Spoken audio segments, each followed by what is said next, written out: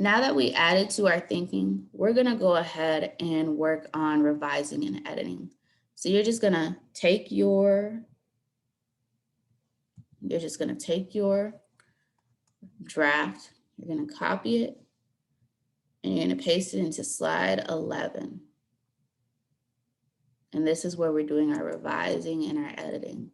Our revising and editing shouldn't take that long because we have a lot of complete sentences, but we want to do one quick view and like make sure our grammar is right.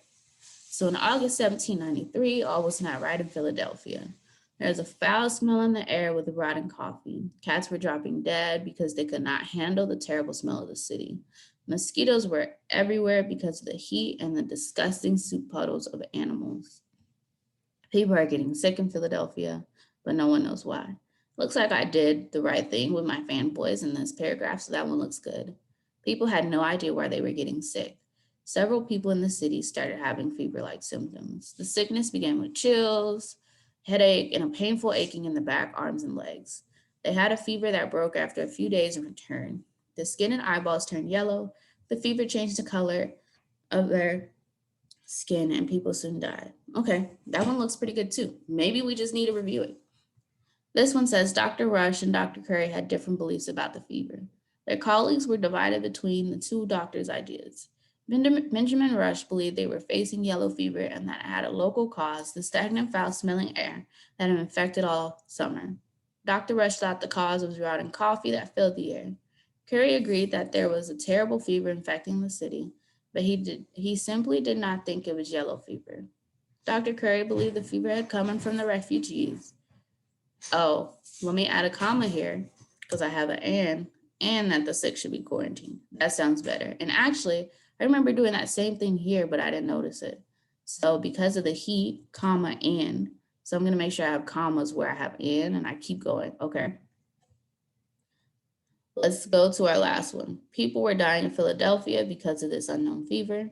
People were getting sick, extremely sick, and would die soon after. Doctors disagreed about the cause of the fever. I'm going to put a comma before which caused more panic.